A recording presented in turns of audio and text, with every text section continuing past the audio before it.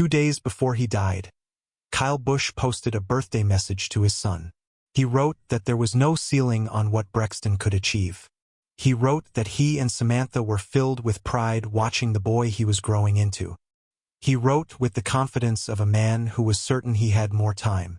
He had no idea those would be the last words he ever shared publicly. Nobody did. On Wednesday, May 20th, 2026, Kyle Busch drove to the Chevrolet Simulator facility in Concord, North Carolina, the same complex where he had logged countless hours refining the instincts that had made him the most prolific winner in NASCAR history across all 3 national series. He settled behind the wheel of a machine that posed no physical danger. He was inside a controlled environment. He was getting ready for a race that Sunday. He never walked back out. Emergency responders transported him to a hospital in Charlotte that afternoon. The racing world learned what was unfolding through a statement issued by his family on the morning of Thursday, May 21st. The language was restrained and crushing. Severe illness. Nothing more was explained. No timeline was offered. Racing fans held their breath across America and around the globe. At 5:40 that afternoon, NASCAR confirmed what so many had feared and no one could bring themselves to accept. Kyle Thomas Busch, 2-time Cup Series champion, holder of 234 victories across NASCAR's National Series, the most prolific winner the sport had ever known, was dead at 41 years old. The Coca-Cola 600 was 3 days away. His name was still on the entry list. Now here is what this video is going to tell you. Not merely how he died, but how he lived. What that number 234 actually cost. What he built, what he lost, what he fought for when the cameras were off. What Samantha understood about him that the garage never saw. What Brexton and Lennox will carry with them forever, because the records are part of the story, but they are not the whole story. Stay with us. There is a question that every great career eventually forces the world to ask. Not while it is unfolding, not in the thick of the victories and the rivalries and the noise, but at the end.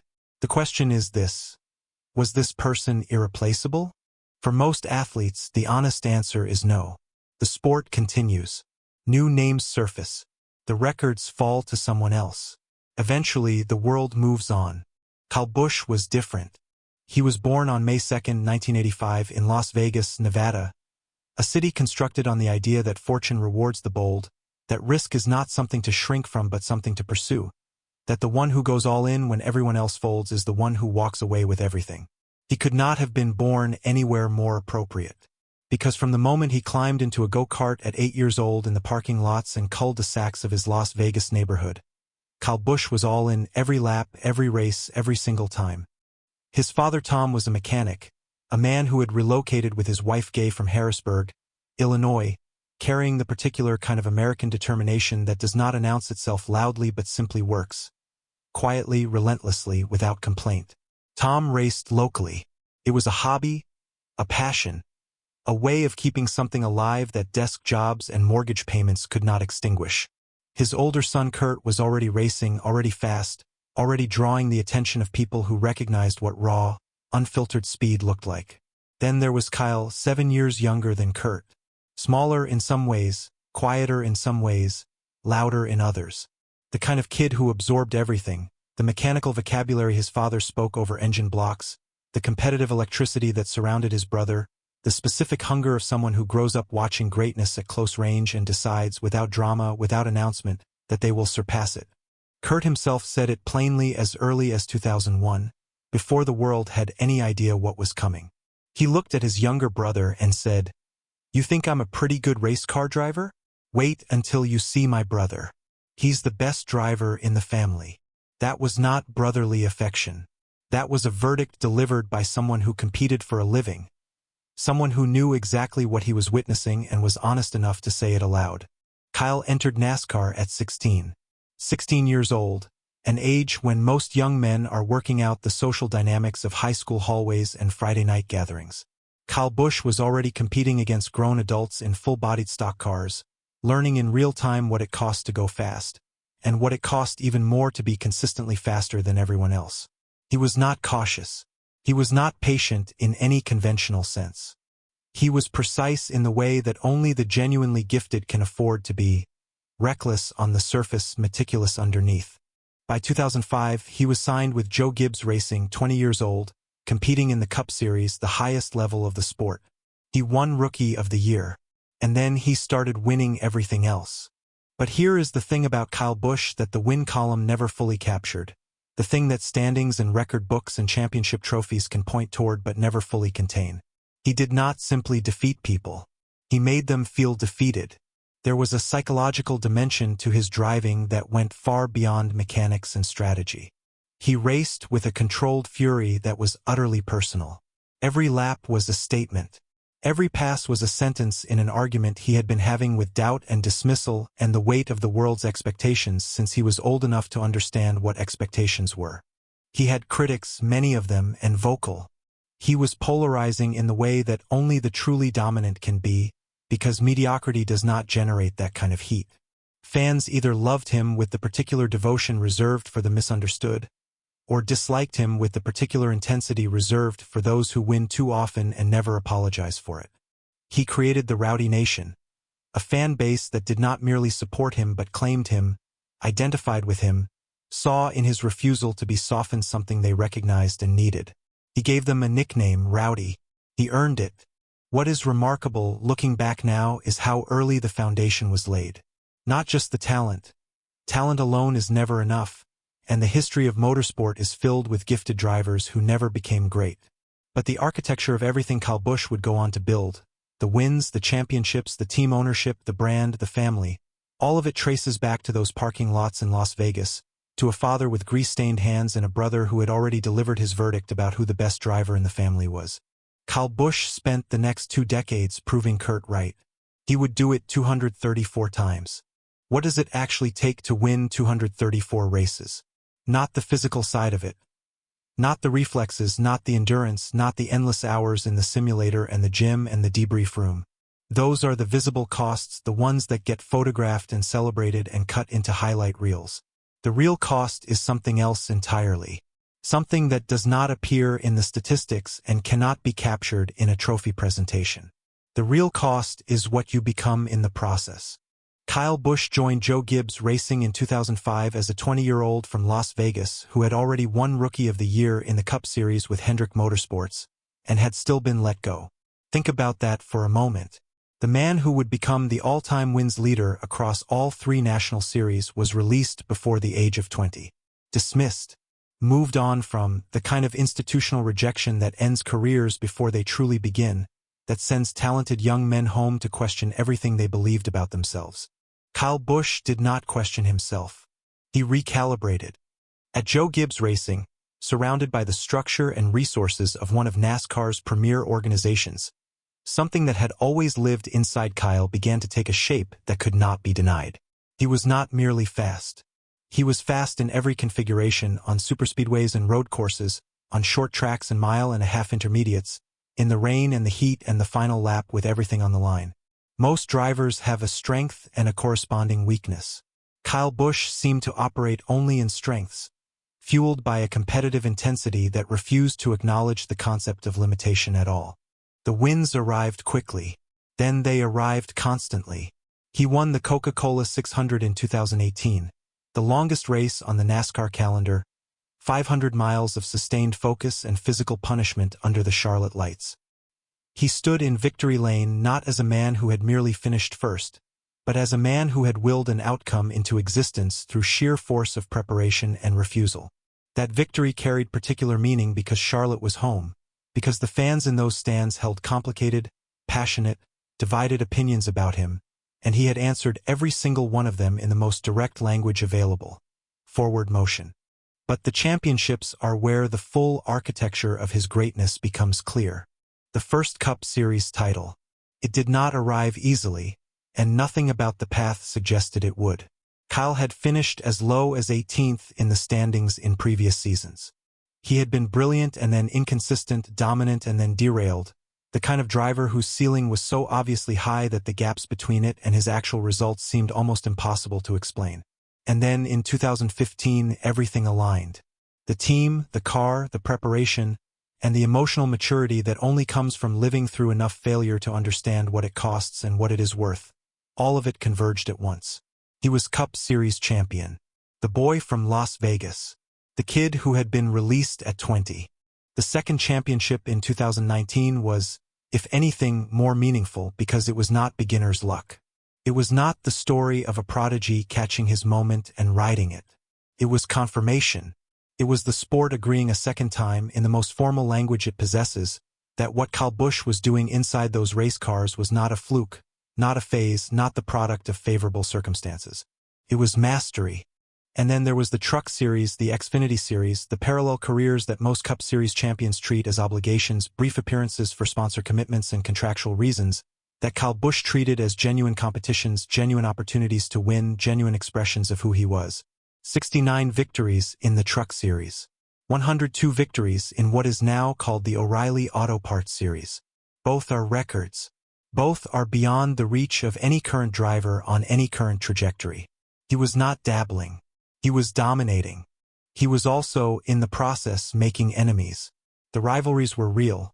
Jeff Gordon, Jimmy Johnson, Denny Hamlin, his own teammate, the man who would later say he absolutely could not comprehend the news of Kyle's death. The man whose grief on May 21st would carry the particular weight of someone who had raced against Kyle for 20 years and understood precisely what the world had lost. Kevin Harvick. Drivers who were themselves exceptional, themselves historic, themselves the kind of competitors who will be discussed for generations, and who found in Kyle Busch an opponent unlike any other. Because Kyle did not simply race against you. He raced at you. There was a personal dimension to his competition that made every rivalry feel like a declaration about something larger than lap times. You were not just trying to beat a driver. You were trying to beat a conviction, the deep structural conviction that Kyle Busch carried into every race in every series on every track. I am the best driver here. Prove me wrong. Nobody could. Not consistently. Not enough. Kyle Busch Motorsports added an entirely different dimension to his story. Here was a man who could have spent his off-seasons the way his peers did, sponsorship appearances, charity golf tournaments, the comfortable rhythms of celebrity. Instead, he built a team. He recruited young drivers. He looked at William Byron, a teenager from Charlotte with talent and nerves and no guarantee of anything, and offered him a seat. He did the same for Christopher Bell. He created pathways for the next generation in the specific way that only those who have truly mastered something can, not by offering easy approval but by demanding excellence, by refusing to lower the bar, by insisting that the only way into the sport that had made him was through the door of genuine preparation. William Byron, on the night of May 21st, posted to social media, "He helped shape my career to what it is." Those words carry the weight of an entire architecture. The architecture of a man who understood that what the sport had given him required something in return. Now here is the question you need to sit with before this story goes any further.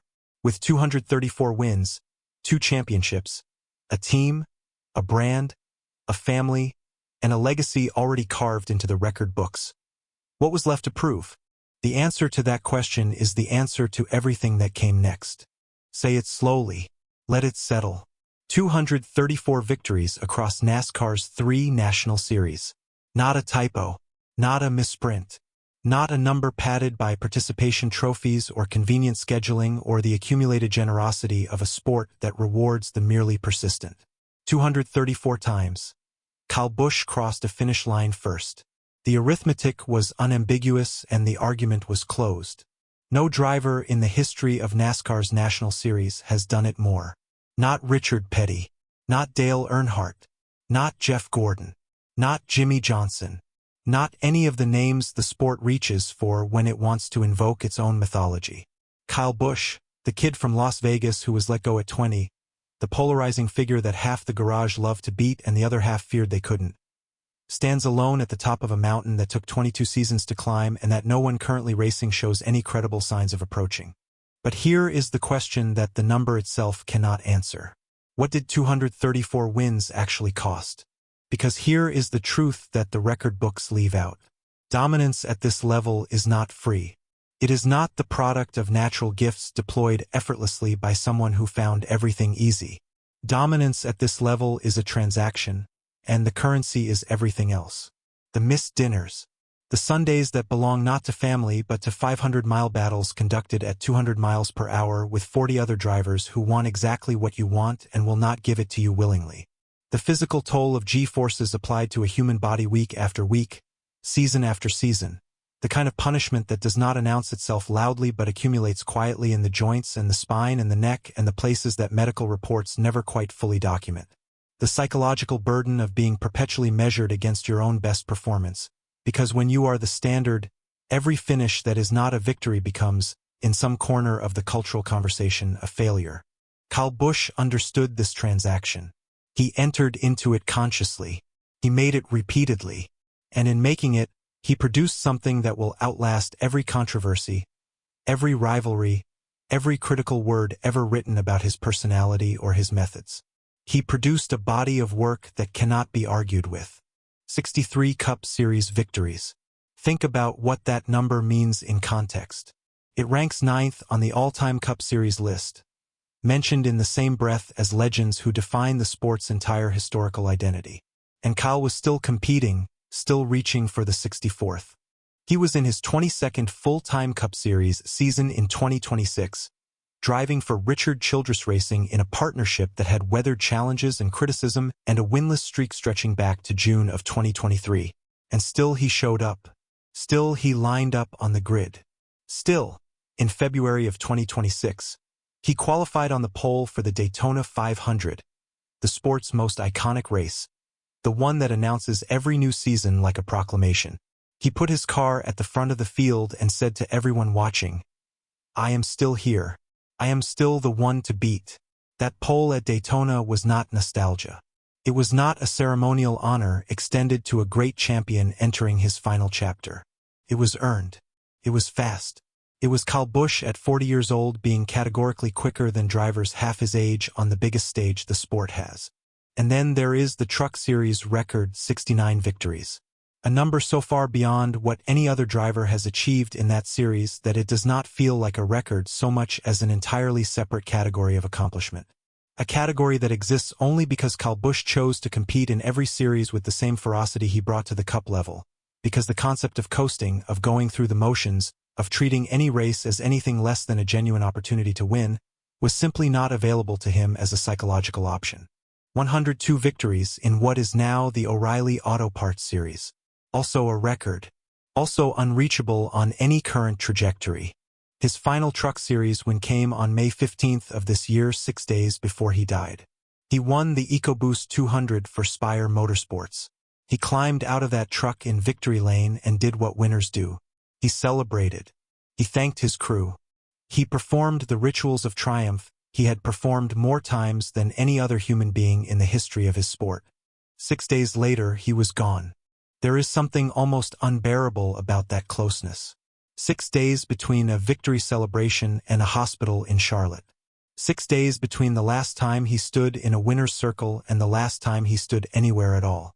The sport that had defined every chapter of his life gave him one final victory, as if it understood in some way none of us could that it was offering a closing statement. And here is what matters about that closing statement. It was a win, not a top 10, not a strong run, a win. Kyle Busch's last race in any NASCAR series ended in victory lane. He never knew it was the last one, but he had known for 22 years what to do when the moment arrived. He had rehearsed the answer so many times that it had become instinct, had become identity, had become the most fundamental truth about who he was. When the moment came, he won. But there was a life beyond the track. A life that the statistics cannot touch and the record books cannot hold. A woman who had stood beside him through all of it.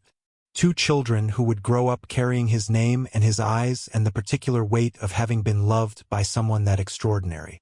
That life, the one lived away from the cameras and the checkered flags and the roar of the crowd, is where Kyle Busch becomes something more than a record.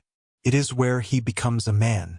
There is a version of Kyle Busch that the garage knew, helmet on, visor down, jaw set, hands on the wheel at 200 miles per hour with 40 competitors trying to take what he came to claim. That version was exhaustively documented, analyzed, debated, criticized, celebrated, and feared. But there was another version, and that version belongs to Samantha. They met when Kyle was already famous, already rowdy, already the lightning rod personality that NASCAR could not stop watching, already the driver that other drivers measured themselves against, even when they refused to admit it aloud. Samantha Sheets was not intimidated by any of that. She was sharp and grounded, possessed of the particular kind of intelligence that sees through the performance to the person underneath. She saw Kyle Busch, not the record, not the nickname, not the polarizing public figure, and she chose him anyway. They married in 2010. What followed was not simply a love story. It was a construction project. The kind that requires two people who understand that what they are building will outlast any single season, any championship, any number on a win counter. Samantha did not stand at the edge of the track and wait. She built. She founded Rowdy Energy, a beverage company that grew from a concept into a nationally distributed brand. A business built on the same relentless drive that defined her husband's racing career, but expressed entirely in her own voice, through her own vision, by her own hand. She did not live in Kyle's shadow. She built alongside him. And then came the children. Brexton Locke Busch arrived in 2015, the same year Kyle won his first Cup Series championship. Consider the particular alchemy of that year. The title, the son. The two most significant victories of Kyle Busch's life arriving within the same calendar year, as if the universe had decided that some chapters deserved to be written in large letters. Brexton was not simply a child to Kyle. He was a mirror, a living reflection of everything Kyle had been at that age. The same hunger already visible in a boy who had barely learned to walk before he wanted to race. Lennox Harvey Busch arrived in 2020. A daughter. And something in Kyle's public presence shifted with Lennox in ways that were noticeable even to people watching from a distance. A softening around the edges. A tenderness that the rowdy persona had never quite allowed the world to see. The man who raced with fury loved with gentleness. The man who refused to yield an inch on the track gave everything at home. 2 days before he died, he posted that birthday message for Brexton. "Happy birthday, Brexton. Your mom and I are so proud of who you're turning out to be. You're the best kid on and off the track. You amaze us every day. Keep doing what you're doing, and there is no limit to what you'll accomplish." Read those words again. Not as a celebrity post, not as a public relations gesture. Read them as a father's testimony. The specific, unguarded testimony of a man who understood that the victories he had accumulated across 22 seasons meant nothing compared to what was sitting at the breakfast table looking back at him. There is no limit to what you'll accomplish. He had no idea he was writing a farewell. The life in Charlotte was deliberately private in the ways that mattered most. The house, the routines, the school pickups and the dinners and the ordinary structure of a family that had chosen, despite every opportunity to perform their happiness publicly, to keep the most important parts of it for themselves. Kyle collected classic race cars, not as investment vehicles or status symbols, but as objects of genuine passion, as tangible connections to the mechanical history of a sport that had shaped every chapter of his existence. He was a licensed pilot. He moved through the world with the particular freedom of someone who had earned enough to go anywhere and who chose repeatedly to stay close to home. He was also, alongside Samantha, a committed supporter of children's health causes, quiet charitable work conducted without press releases or public acknowledgement, the kind of giving that reveals character more honestly than any trophy. But nothing about this family's life was untouched by difficulty. In 2024, Kyle and Samantha filed a lawsuit against their insurance provider, alleging they had lost $8.5 million in what their legal filing described as a financial trap. The details were sobering.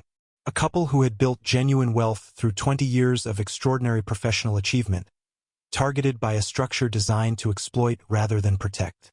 Kyle Busch, the man who had outmaneuvered every competitor on every track in the country for 2 decades, had been outmaneuvered in a conference room by people armed with contracts and fine print.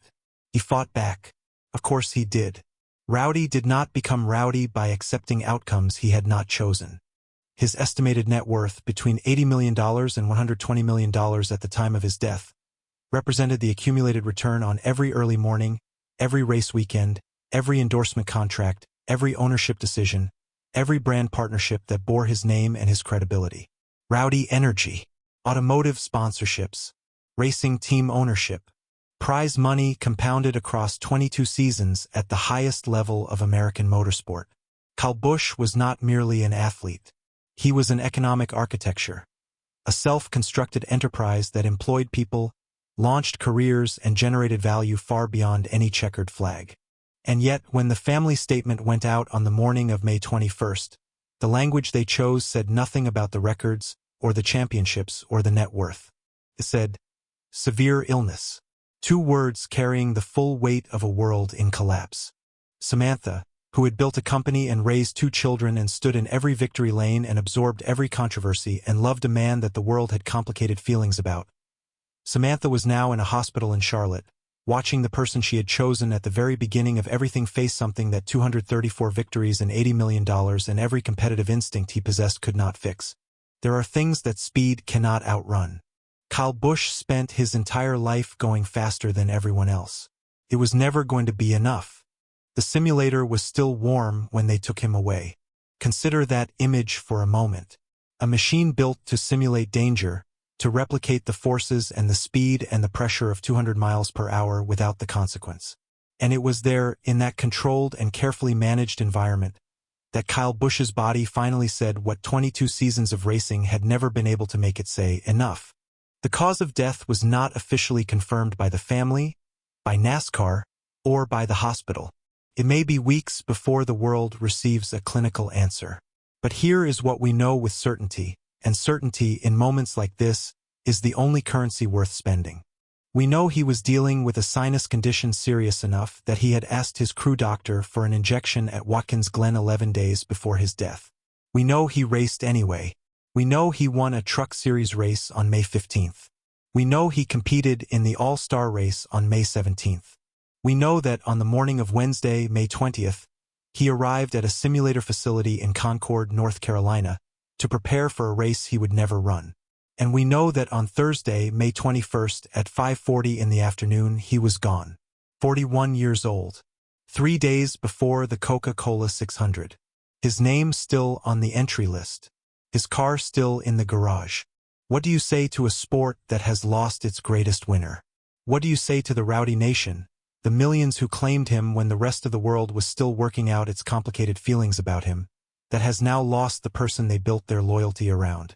What do you say to Samantha, who built a company and a family and a life alongside a man who was already a legend before he was fully grown, and who now must find words adequate to explaining to Brexton and Lennox why the person who wrote that birthday message 2 days ago will not be coming home? There are no adequate words. NASCAR tried. Their statement called him a future Hall of Famer, which is no longer a future designation, but an immediate and unambiguous truth that the institution offered because the records demanded it and the moment required it. They called him a rare talent, one who comes along once in a generation. They acknowledged his fierce passion, his competitive spirit, his deep care for the sport and its fans. Dale Earnhardt Jr., a man who, by his own admission, had a genuinely difficult relationship with Kyle for many years, who had competed against him and beside him through every complicated chapter of a rivalry spanning 2 decades, posted his own words. He said Kyle was one of the greatest drivers in NASCAR history. He said no one could dispute that. And then he said something that went beyond the statistics entirely. He said Kyle was a father, a husband, a brother, a son, and a friend to many. He said his heart was broken for the Busch family. He said he was grateful that the 2 of them had found their way to a genuine friendship. That last sentence carries more weight than any win total because it tells us something about who Kyle Busch was becoming, not just who he had been. It tells us that the man who had spent 22 years as the most polarizing figure in his sport had, quietly and without announcement, been doing the harder and more significant work of becoming someone that even his fiercest critics could reach toward at the end. The records were always going to stand. But the friendships, those required something different. Those required a willingness to be truly known, to be fallible, to set down the armor long enough for another person to step through. Kyle Busch was doing that work. And now the work is finished. Here is what he leaves behind, stated plainly, because plainness is what this moment deserves. He leaves 234 victories that no active driver is within reach of. He leaves 2 Cup Series championships. He leaves a Truck Series team that gave William Byron his first professional seat and Christopher Bell his earliest platform, and a roster of young drivers who carry his influence in their muscle memory whether they realize it or not. He leaves rowdy energy, Samantha's company, their shared brand. A business that will keep growing and generating and employing people who depend on it. He leaves Brexton, who is already fast, already hungry, already the kind of competitor that makes coaches lean forward in their seats. He leaves Lennox, who will grow up knowing her father through footage and testimony and the living memory of everyone he touched. He leaves Samantha, who is not a footnote in this story but a full chapter of it. A woman who built something real and lasting alongside a man that the world found complicated and she found worth everything. And he leaves a question that the sport will be asking for decades. Not about cause of death. Not about what happened in that simulator on a Wednesday afternoon in May.